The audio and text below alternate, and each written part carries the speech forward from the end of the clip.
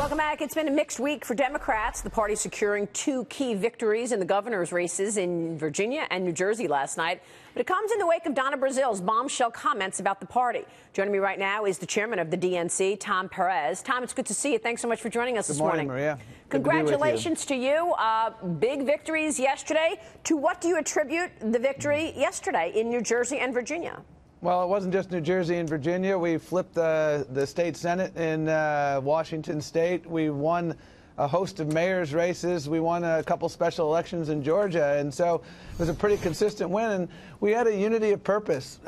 In Virginia, where I spent a lot of time, we had a spirited primary that resulted in record turnout, and everyone came together in the Democratic Party. Same thing happened in New Jersey. And we had great candidates who were speaking to the issues that people cared about the most.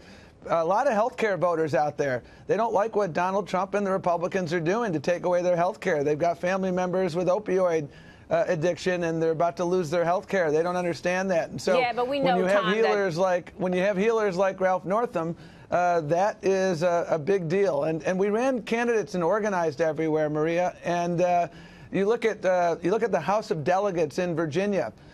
The last time Democrats won this many seats in one election was in the 19th century. And we won this by organizing and, again, putting our values into action. And you've already sent a fundraising letter, right? You've already sent a fundraising letter. I mean, obviously, the Republicans have been raising more money than the Dems, but you've got the fundraising letter out on the news, given the victories yesterday. Well, listen, we have to take these victories to scale.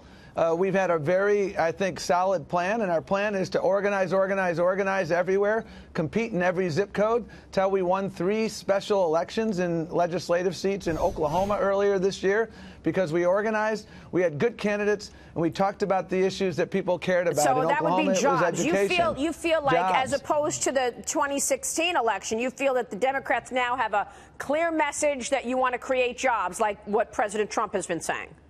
Well, actually, we created a lot of jobs. You and I talked about those numbers days, the record private sector job growth under President Obama, record increases in the stock market. Well, it was a 1% grower. I mean, we know the economy only grew about 1.5%. It was actually the least amount of economic growth under President Obama that you've seen in recent years. But that's a whole other discussion. Maria, I think the unemployment rate hit 10% because of the Great Recession. Right. And I think the unemployment rate when President Obama left was under 5%. And when you look at job growth under the Obama and the Clinton administration and compare it with the 20 years of Republicans, there were twice as many private sector jobs created by Democrats in the White House, Clinton and Obama, than there were under Republicans, and they had 4 more years. Well, listen, I don't want to argue about the economic story. It's not a convenient thing. I mean, it's not a coincidence that we've seen the unemployment numbers come way down and the stock market up $5.4 trillion since President Trump was elected. I think people are